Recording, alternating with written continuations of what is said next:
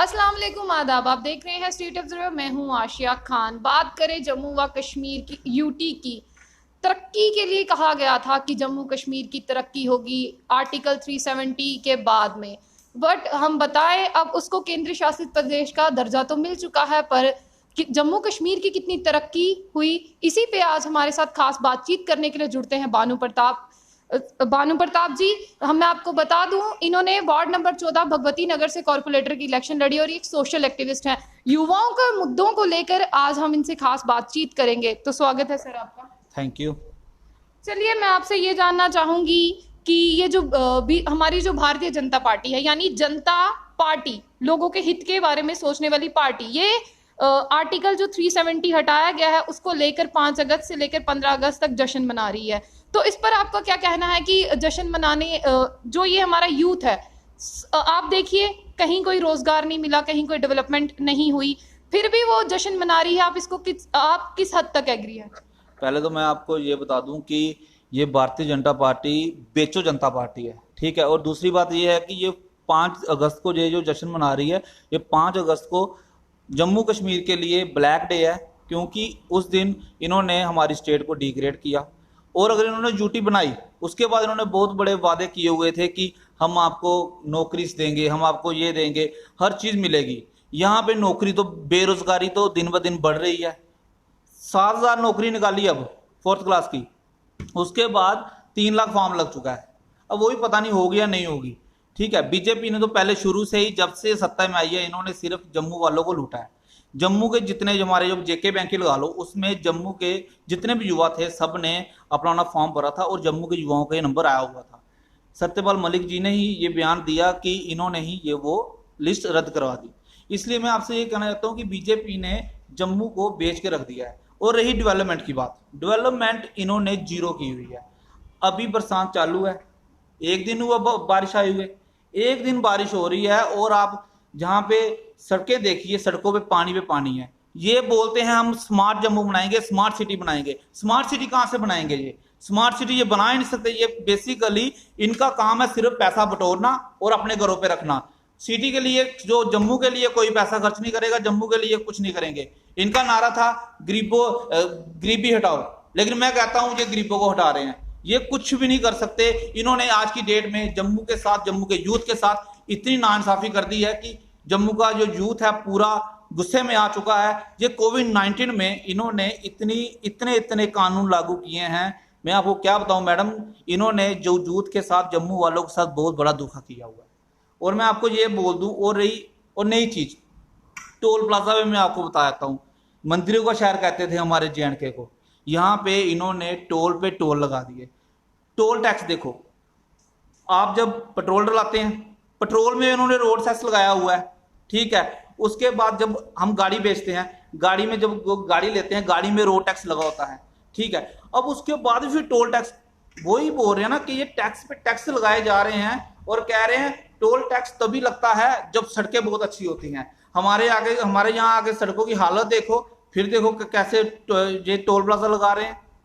और मेन तो इनकी जो बात है, जो इनका अध्यक्ष है रविंदर रैना जी, सीधी बात है, जब टोल लगा वो वाला जो पहले बंद हुआ था लखनपुर वाला, जब वो लगा तब उनको कोविड हो गया, ठीक है। जैसे वो लग के जब उससे गाड़ियां गुजरने लगी, कोविड ठीक हो गया। अल्लाह मेहरबान है इन पे, मेरे को लग रहा है भगवान मेहरबान है इन पे। इसलिए मैं आपको ये चीज बोलना चाहता हूं, इन्होंने बहुत ही नाइंसाफी की है डोगरों के साथ, जम्मू वालों के साथ। इसलिए मैं ये इनको साफ बोल देता हूं, ये तो सत्ता में तो ये आ नहीं सकते। अब इलेक्शन ये मेरे ख्याल से करवाएंगे ही नहीं, क्योंकि सेंटर में बैठे हुए हैं, ठीक है। वो बोलेंगे करवानी है तो होगी, नहीं तो ये नहीं होगी। अगर इलेक्शन करवाएं, अभी इनको पता चल जाएगा ये कहाँ स्टैंड करते हैं। चलिए, आपसे एक और खास बातचीत करते हैं 4G को लेकर। जैसे आपको पता है कि 4G के पैक्स करवाए जा रहे हैं, पर सर्विस 2G की मिलती है। अभी कुछ देर पहले हमारे जो गवर्नर साहब हैं, उनकी तरफ से भी आता है कि 4G चलाया जाए, मुझे कोई आपत्ति नहीं है इससे। तो वहीं अगर हम भाजपा के लीडर्स देखें, तो जब 4G की बात आई थी, उन्होंने भी अपने अपने स्टेटस डाल दिए थे कि अभी 4G स्टार्ट ही होने वाला है। फिर कल एक नोटिफिकेशन आता है कि 4G अभी नहीं चलेगा 19 अगस्त तक। आप इस सबको किस तरह से देखते हैं? ये जो 4G का इशू है, जिससे हमारा जो व्यापारी वर्ग है वो भी सफ़र कर रहा है। हमारे जो बच्चे हैं जिनको कहा गया है कोविड के दौरान उनको अंदर बैठना, अगर उनको अंदर बैठना है वो अंदर बैठ के पढ़ाई नहीं कर सकते। इस सब चीज़ों को आप कैसे देखते हैं? मैम पहले तो मैं बता दूं, जो ये 4G के लिए बोल रहे हैं, पहले तो ये 4G का पैक करवा रहे हैं, सर्विस दे रहे हैं 2G की, ठीक है। 2G की सर्विस दे के और बोलते हैं कि बच्चों को ऑनलाइन स्टडी करवाओ। ऑनलाइन स्टडी कहाँ से कराएं? वो बफरिंग पे बफरिंग चलती रहती है, वो कैसे होगा?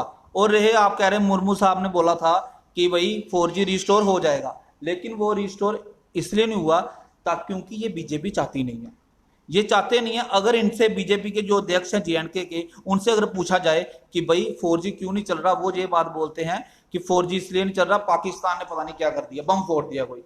और पाकिस्तान और चाइना का मुद्दा अलग है, वो बॉर्डर पे देखो आप, जो ये इधर लोकल जो जनता है हमारी, जो लोकल लोग हैं उनको देखिए। जो लोकल लोग हैं वो बड़े, इस वक्त लोग इतनी बुरी हालत में है ना, कोविड के टाइम में इतनी महामारी में ये लोग, मैं कह रहा हूं इनकी लोगों की हालत देखी नहीं जाती। खाने के लिए घर पे खाना नहीं है और ये टैक्स पे टैक्स लगाते जा रहे हैं, ठीक है। और 4G ये मुश्किल ही है, 4G ये बेहाल करेंगे, क्योंकि 4G ये देंगे तो नहीं, ये 4G इसलिए नहीं देंगे क्योंकि अंबानी इनका रिश्तेदार है।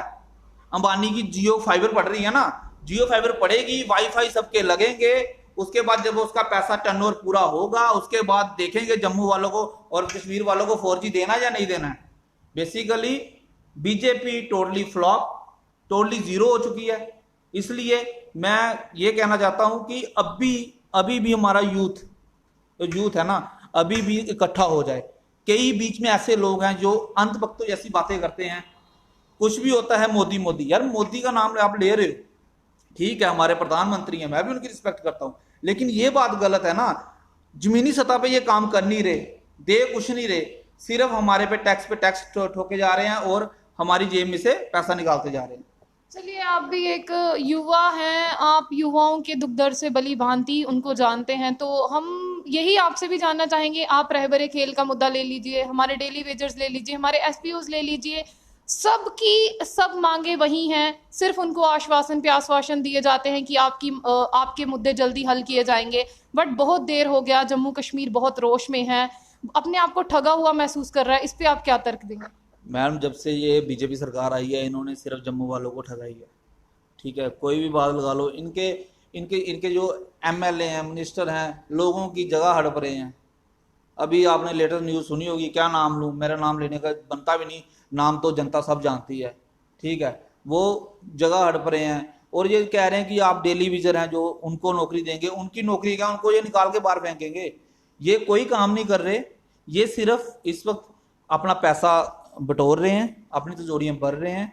और ये इलेक्शन के टाइम, अगर इलेक्शन करवाते हैं, ये इलेक्शन के टाइम पैसा फेंकेंगे, MLA खरीदेंगे, वही इनकी जो है वही चल रहा है इनका। लेकिन मैं ये कहना चाहता हूं, इस जम्मू कश्मीर की धरती पे आप रहते हो, ठीक है, आप एक महाराजा हरि सिंह जी की 23 सितंबर की छुट्टी तक नहीं आप करवा सके, बड़ी बड़ी बातें करते थे आप, ठीक है।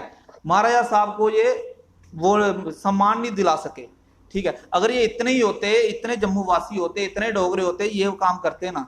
इन्होंने कुछ नहीं किया मैडम, सिर्फ इन्होंने जुमलेबाजी की है, सिर्फ इन्होंने लोगों को ठगा है और कुछ नहीं किया है। इसलिए अब लोगों को समझ आ चुकी है। मैं कह रहा हूं ये कल इलेक्शन करवाएं, कल ही पता चलेगा, इनको पब्लिक बताएगी कि पब्लिक की पावर क्या है। चलिए, बात करते हैं आपके साथ स्टेटहुड की। अभी तो आर्टिकल 370 के बाद तो स्टेटहुड रहा नहीं, यूटी बन गई, तो इसको आप किस तरह से देखते हैं कि आपको क्या लगता है कि हमें स्टेटहुड का दर्जा वापस मिलना चाहिए? मैडम, जो स्टेटहुड है, स्टेटहुड तो हमने लेनी है, चाहे जो मर्जी हो जाए, हमारा पूरा यूथ इकट्ठा होगा, स्टेटहुड हमें चाहिए।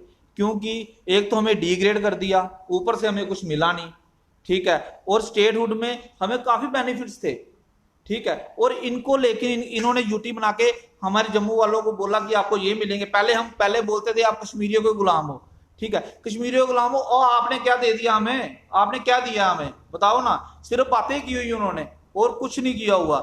इसलिए मैं बोल रहा हूँ स्टेटहुड हमें चाहिए वापिस, वो लेंगे, उसकी जो हमारी जंग है वो चलती रहेगी, वो हम चलाएंगे। पूरा युवा, जम्मू कश्मीर का पूरा युवा इकट्ठा होगा और इकट्ठा सड़कों में निकलेगा।